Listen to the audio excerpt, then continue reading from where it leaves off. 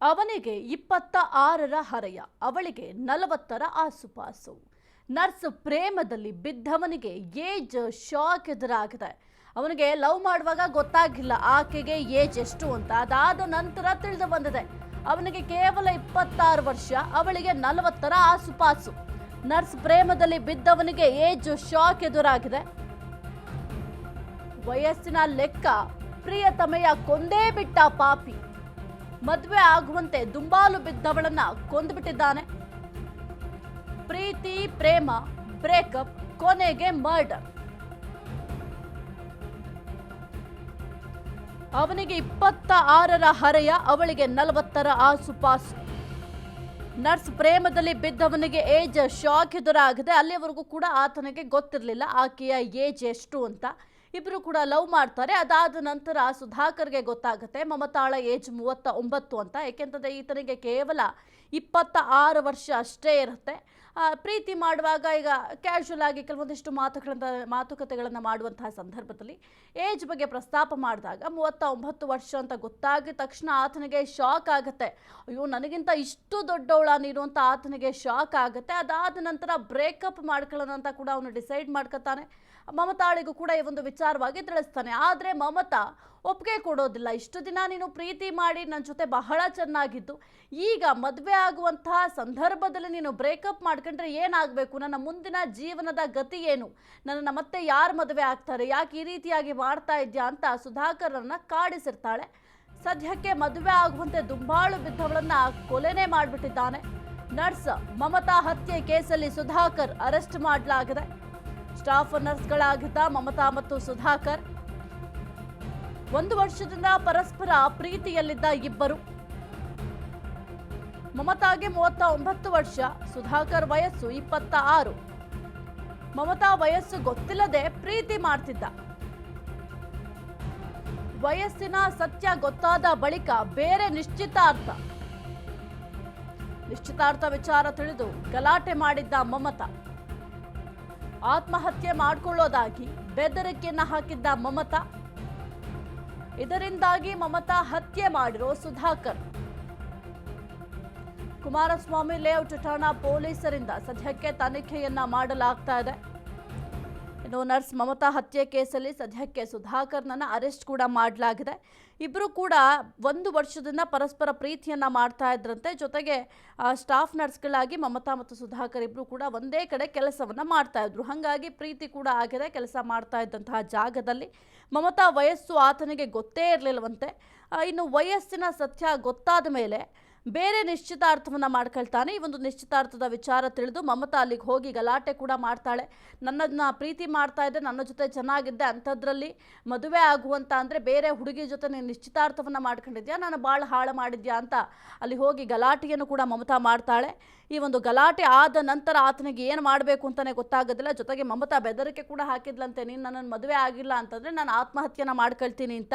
ಇದರಿಂದ ಕೋಪಗೊಂಡ ಸುಧಾಕರ್ ಮಮತಾ ಹತ್ಯೆ ಮಾಡಿರೋ ಶಂಕೆ ಕೂಡ ಸದ್ಯಕ್ಕೆ ವ್ಯಕ್ತ ಆಗ್ತಾ ಇರೋದು. ಇನ್ನು ಕುಮಾರಸ್ವಾಮಿ ಲೇಔಟ್ ಪೊಲೀಸರಿಂದ ಸದ್ಯಕ್ಕೆ ತನಿಖೆ ಕೂಡ ಮಾಡಲಾಗ್ತಾ ಇದೆ. ಸುಧಾಕರ್ನ ಅರೆಸ್ಟ್ ಮಾಡಿದ್ದಾರೆ, ವಿಚಾರಣೆಯನ್ನ ಮಾಡ್ತಾ ಇದ್ದಾರೆ. ಯಾವಾಗಿನಿಂದ ಪ್ರೀತಿ ಮಾಡ್ತಾ ಇದ್ರಿ, ಏನಾಯಿತು ಎಲ್ಲದರ ಬಗ್ಗೆ ಕೂಡ ಪೊಲೀಸರು ಎನ್ಕ್ವೈರಿಯನ್ನ ಮಾಡ್ತಾರೆ. ಈಗ ಸದ್ಯಕ್ಕೆ ಸುಧಾಕರ್ ಪೊಲೀಸರ ವಶದಲ್ಲಿದ್ದಾನೆ. ಎಸ್ ಕುರಿತು ಹೆಚ್ಚಿನ ಮಾಹಿತಿ ನೀಡ್ತಾರೆ ನಮ್ಮ ಪ್ರತಿನಿಧಿ ಅರುಣ್. ಸದ್ಯಕ್ಕೆ ಪ್ರೀತಿ ಮಾಡುವಾಗ ಇಬ್ರಿಗೂ ಕೂಡ ಗೊತ್ತಾಗಿಲ್ಲ ವಯಸ್ಸು ಎಷ್ಟು ಅಂತ.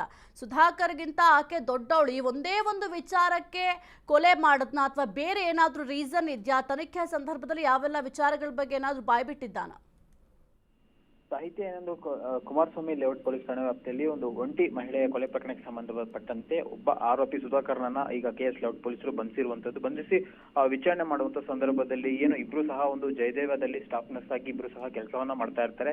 ಯಾರು ಈ ಮಮತಾ ಮತ್ತೆ ಈ ಸುಧಾಕರ್ ಯಾರಿರ್ತಾರೆ, ಸೊ ಇಬ್ರಿಗೂ ಕೆಲವೊಂದು ವರ್ಷದಿಂದ ಸಹ ಪರಿಚಯರಾಗಿರ್ತಾರೆ, ಮತ್ತೆ ಕೆಲಸವನ್ನ ಸಹ ಅಲ್ಲಿ ಮಾಡ್ತಾ ಇರ್ತಾರೆ. ಮತ್ತೆ ಏನು ಈ ಒಂದು ಮಮತಾಗೆ ಏಜ್ 39 ಆಗಿರುತ್ತೆ, ಮತ್ತೆ ಈತನಿಗೆ 26 ವರ್ಷ ಆಗಿರುತ್ತೆ, ಮತ್ತೆ 1 ವರ್ಷದಿಂದ ಸಹ ಪ್ರೀತಿ ಮಾಡ್ತಾರೆ. ನಂತರ ಈತ ಏನು ಈಕೆ ವಯಸ್ಸನ್ನ ಅಂದ್ರೆ ಮರೆಮಾಚಿದ್ಲು, ಮತ್ತೆ ವಯಸ್ಸನ್ನ ಈತನಿಗೆ ಹೇಳಿರಲಿಲ್ಲ ಅಂತೇಳಿ ಈತ ಹೇಳಿರುವಂತದ್ದು. ಹಾಗಾಗಿ ಈತ ಬೇರೆ ಕುಟುಂಬಸ್ಥರು ನಿರ್ಧಾರ ಮಾಡಿದಂತೆ ಏನು ಈತ ಬೇರೆ ಒಂದು ಯುವತಿ ಜೊತೆಗೆ ಒಂದು ನಿಶ್ಚಿತಾರ್ಥವನ್ನ ಮಾಡ್ಕೊಂಡಿರ್ತಾರೆ. ಆ ವಿಚಾರ ಮಮತಾಗೂ ಸಹ ಗೊತ್ತಾಗಿರುತ್ತೆ. ನಂತರ ಗೊತ್ತಾಗಿ ಏನು ಆತನ ಜೊತೆ ಗಲಾಟೆನ ಸಹ ಈಕೆ ಮಾಡಿರ್ತಾಳೆ. ಅದಾದ ನಂತರ ಏನಂದ್ರೆ, ನೀನು ನನ್ನ ಮದುವೆ ಆಗಿಲ್ಲ ಅಂದ್ರೆ ನಿನ್ನ ಹೆಸರನ್ನ ಬರ್ದ್ಬಿಟ್ಟು ನಾನು ಸೂಸೈಡ್ ಅನ್ನ ಮಾಡ್ಕೊಂತೀನಿ ಅಂತ ಹೇಳ್ಬಿಟ್ಟು ಆತನಿಗೆ ಬೆದರಿಕೆ ಹಾಕಿರುವಂತದ್ದು ಕೆಲಸದ ಸಂದರ್ಭದಲ್ಲಿ. ಮತ್ತೆ ಕೆಲಸ ಮಾಡುತ್ತಿರುವಂತ ಸ್ಟಾಫ್ ನರ್ಸ್ ಆಗಿ ಇಬ್ರು ಕೆಲಸ ಮಾಡ್ತಾ ಇರ್ತಾರೆ. ಆ ಒಂದು ಜಾಗದಲ್ಲಿ ಸಹ ಗಲಾಟೆಗಳಾಗಿರುತ್ತೆ. ಅವಾಗ ಏನು ಇರ್ತಾರೆ ಅಲ್ಲಿನ ಸಿಬ್ಬಂದಿಗಳು. ಅದಾದ ನಂತರನು ಸಹ ಏನು ಈಕೆ ಮಮತಾ ಯಾರು ಕೊಲೆಯಾದಂತಹ ಯುವತಿ ಮಹಿಳೆ ಯಾರಿದ್ದಾಳೆ ಈಕೆ ಆತನಿಗೆ ಬೆದರಿಕೆಯನ್ನ ಹಾಕ್ತಾ ಇರ್ತಾರೆ. ಮತ್ತೆ ಏನು ಮೊನ್ನೆ ಏನು ಬುಧವಾರ ರಾತ್ರಿ ಏನಿದೆ ಆತ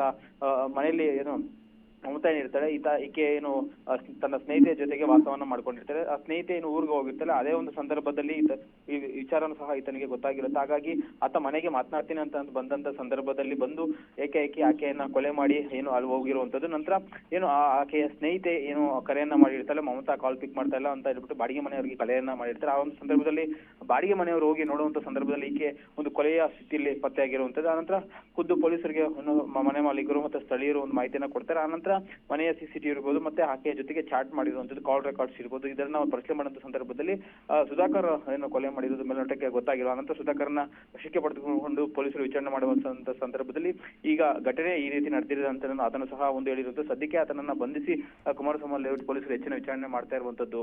ಸಾಹಿತ್ಯ. ಓಕೆ, ಥ್ಯಾಂಕ್ ಯು ಅರುಣ್ ನಿಮ್ಮೆಲ್ಲ ಮಾಹಿತಿಗಾಗಿ. ಪೊಲೀಸ್ ಠಾಣೆ ವ್ಯಾಪ್ತಿಯಲ್ಲಿ ಬರೋ ಕರಿತಿಪುರ ಲೇಔಟ್ನಲ್ಲಿ ಒಂದು ಕೊಲೆ ವರದಿಯಾಗಿರ್ತದೆ. ಮೃತಳು ಮಮತಾ ಎಂದು ಸ್ಟಾಫ್ ನರ್ಸಾಗಿ ಕೆಲಸ ಮಾಡ್ತಾ ಇರ್ತಾರೆ ಜಯದೇವ ಆಸ್ಪತ್ರೆಯಲ್ಲಿ.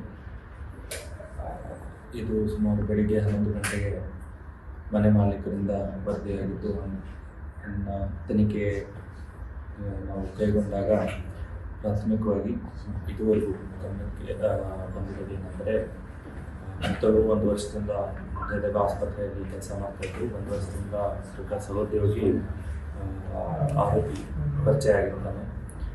ಅವನ ಜೊತೆಗೆ ಇವರಿಬ್ಬರ ಸ್ನೇಹ ಇದ್ದು, ನಂತರ ಈ ಮೃತಳು ಮದುವೆ ಆಗಬೇಕು ಅಂತ ಒತ್ತಾಯ ಮಾಡುವಾಗ ಈ ವ್ಯಕ್ತಿ ಆರೋಪಿ ಏನಿರ್ತಾನೆ ಒಂದು ಬೇರೆ ಕಡೆ ನಿಶ್ಚಿತಾರ್ಥ ಆಗ್ತದೆ. ಆ ನಿಶ್ಚಿತಾರ್ಥನ ಮುರಿದು ನನ್ನ ಜೊತೆ ಮದುವೆ ಆಗುವಂಥ ಅವರು ಒತ್ತಾಯ ಮಾಡಿದ ಕಾರಣ ನಿನ್ನೆ ಬೆಳಗ್ಗೆ ಸರಿಸುಮಾರು 12:15 12:30 ಟೈಮಲ್ಲಿ